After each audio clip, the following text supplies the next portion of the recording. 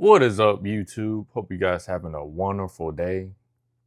You know, I don't really like to talk about dating, but dating here in America is like, very like how do I put it? It's one of those like topics where women and men can happily enough, come together and talk about either negatively or positively, right? And one of the things that I cannot deny, and I know many men out there cannot deny this, but because it is ingrained in women's biological DNA, and that's the fact that hypergamy exists. And I think the reason why hypergamy exists is through the lens of Asian women. Yes, I said Asian women. I've noticed from my travels of traveling internationally through Asia, and from what I hear from friends and family, the internet, all Asian women are all the same.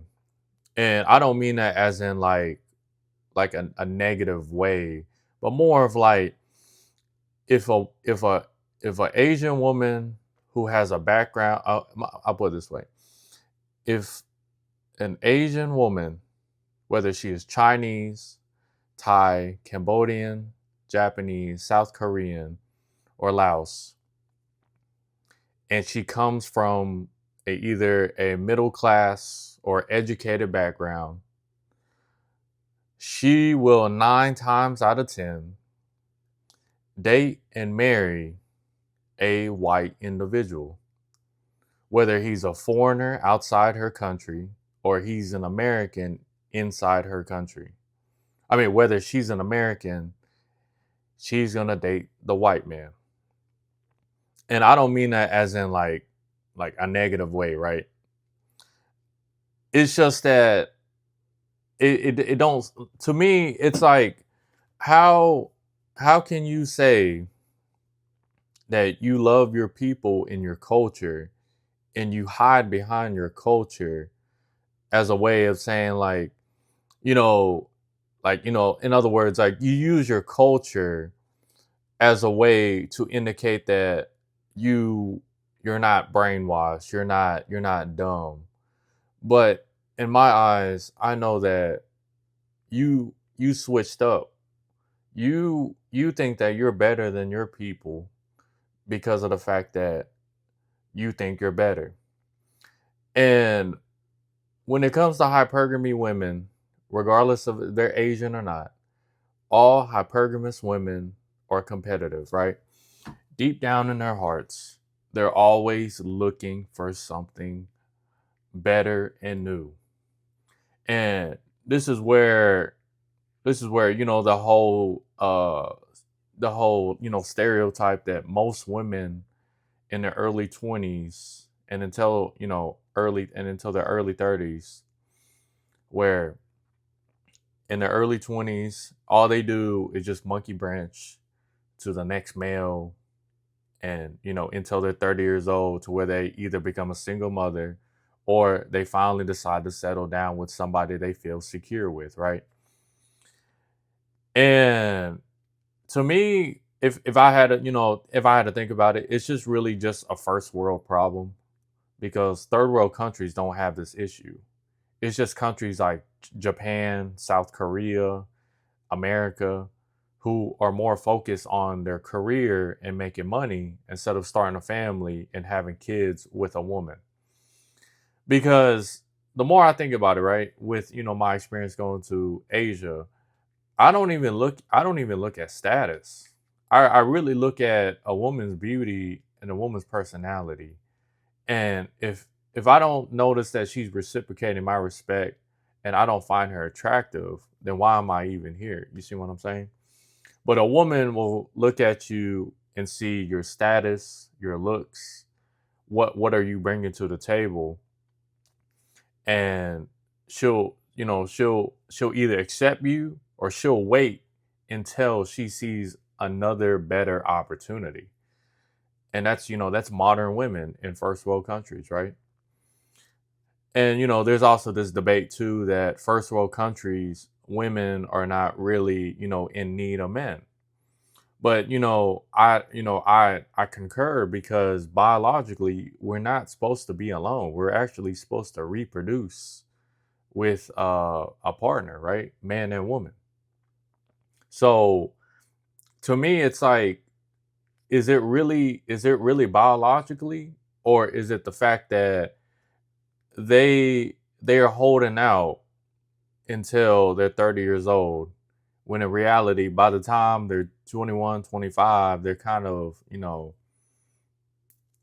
they're not the best. They're out of their prime, while men can have babies at 60 years old. Like, make it make sense, right?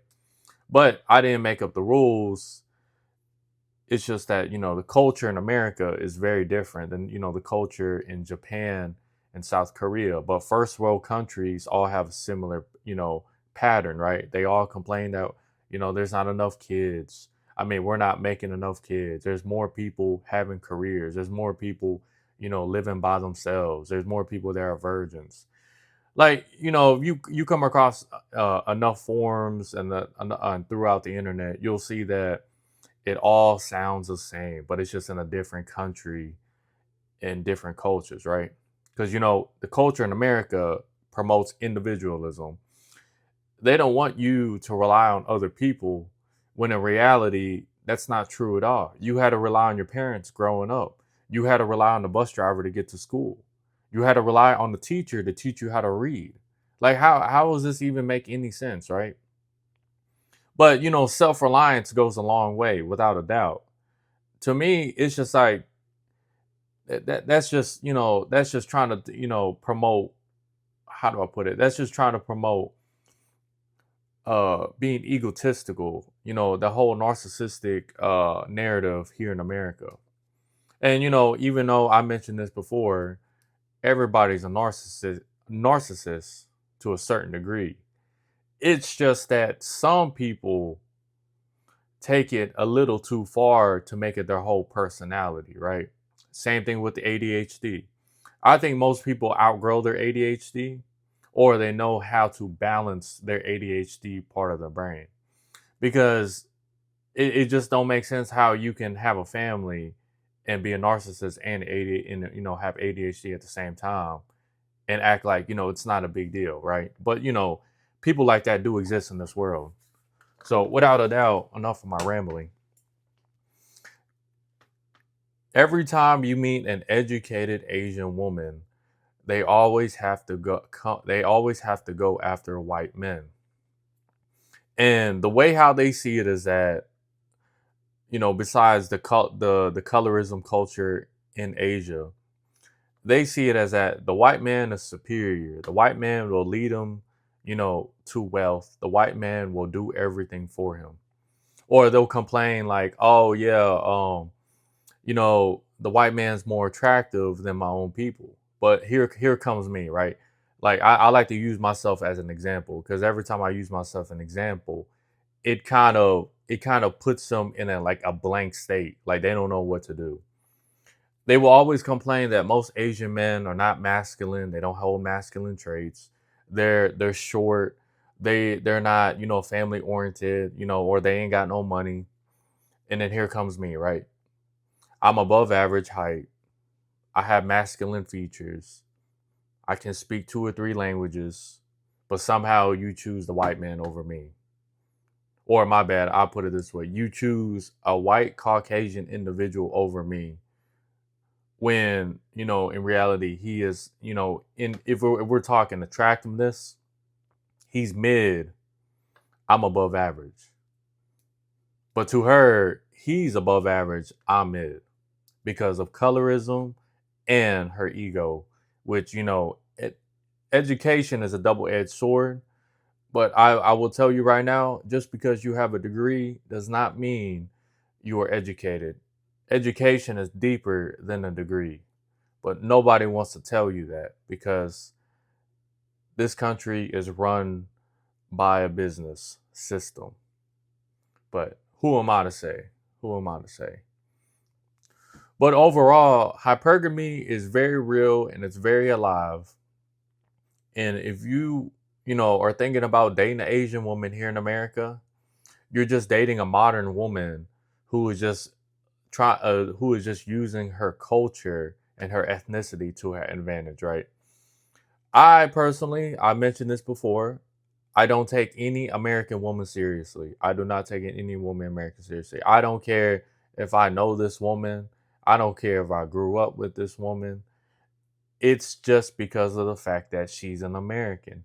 You can't take the risk that, she she is the modern woman.